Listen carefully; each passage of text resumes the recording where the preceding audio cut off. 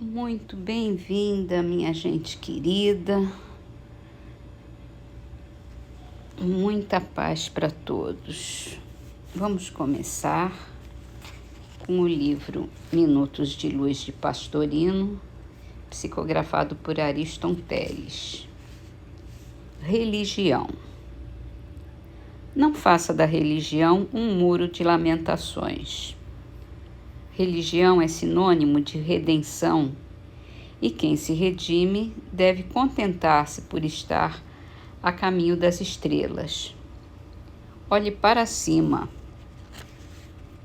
A planta nasce das entranhas do solo e se desenvolve na direção dos céus.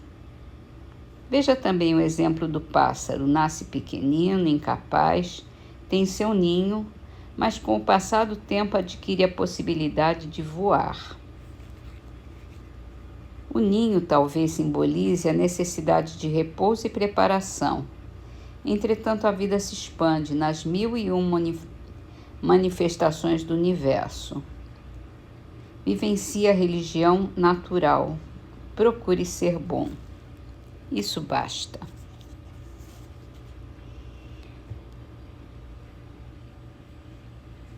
Muito bem, acho que fala tudo, né? Procuremos ser bons. Então vamos para o Livro dos Espíritos. E hoje a gente vai entrar nessa parte do item de metades eternas, que Kardec pergunta se no mundo dos espíritos a afeição mútua que dois seres se consagraram na Terra continua a existir sempre. Sem dúvida, desde que originada de verdadeira simpatia. Se nasceu, porém, de causas de ordem física principalmente, desaparece com a causa.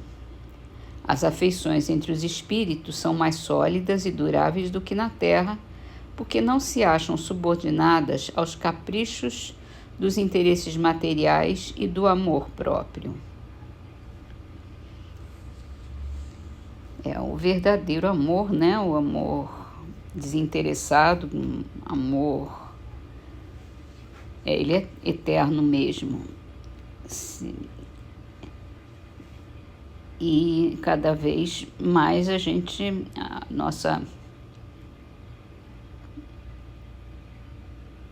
nosso destino, né? Nossa evolução, a gente vai amar a todos, que é o nosso objetivo, amar ao próximo como a si mesmo e amar mesmo, verdadeiramente. Então, vai deixar de ser aquela única relação de amor para ser uma relação universal de amor.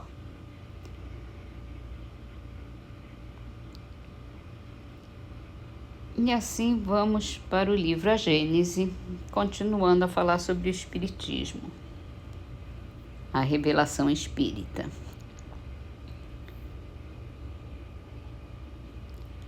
As duas primeiras revelações, a de Jesus e a de Moisés, sendo fruto do ensino pessoal, ficaram forçosamente localizadas, quer dizer, apareceram num ponto só, em torno do qual a ideia se propagou pouco a pouco.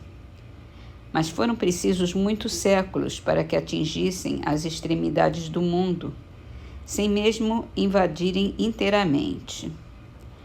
A terceira, o Espiritismo, tem isso de particular. Não estando personificada em um só indivíduo, surgiu simultaneamente em milhares de pontos diferentes que se tornaram centros ou focos de irradiação. Multiplicando-se esses centros, seus raios se reúnem pouco a pouco como círculos formados por uma multidão de pedras lançadas na água de tal sorte que, em dado tempo, acabarão por cobrir toda a superfície do globo. Essa uma das causas da rápida propagação da doutrina. Se ela tivesse surgido num só ponto, se fosse obra exclusiva de um homem, teria formado seitas em torno dela, e talvez decorresse meio século sem que ela atingisse os limites do país onde começara, ao passo que após 10 anos já estendeu raízes de um polo a outro. Esta circunstância, inaudita na história das doutrinas, lhe dá força excepcional e irresistível poder de ação. De fato, se a perseguirem num ponto em determinado país, será materialmente impossível que a persigam em toda a parte e em todos os países. Em contraposição a um lugar onde lhe embaraçem a marcha, haverá 1000 outros em que florescerá. Ainda mais, se a ferirem num indivíduo, não poderão feri-la nos espíritos, que são a fonte de onde ela promana.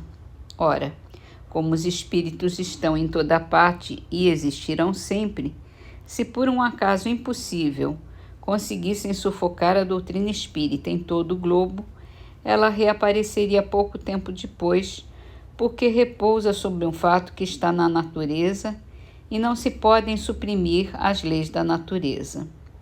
Eis aí o de que se devem persuadir aqueles que sonham com o aniquilamento do espiritismo.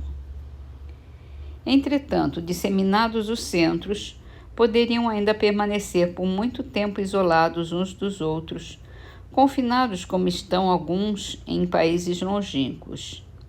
Faltava entre eles uma ligação que os pusesse em comunhão de ideias com seus irmãos em crença, informando-os do que se fazia em outros lugares. Esse traço de união que na antiguidade teria faltado ao espiritismo, hoje existe nas publicações que vão a toda parte, condensando sob uma forma única, concisa e metódica o ensino dado universalmente, sob formas múltiplas e nas diversas línguas. É isso. O espiritismo, como vem dos espíritos, ele vai criando raízes por todos os cantos do mundo. E depois que ele chegou ao Brasil, ele criou raízes mesmo muito fortes aqui no nosso país. E com o nosso grande Chico Xavier também, a obra dele foi muito forte para estender o espiritismo por todos os cantos. Então é isso, vamos terminar as nossas leituras com a frase de Emmanuel.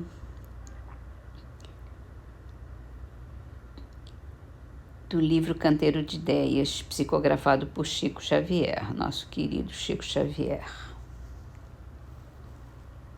O próprio sol imenso necessita do espaço. Ninguém progride a sós. Esta é uma lei de Deus.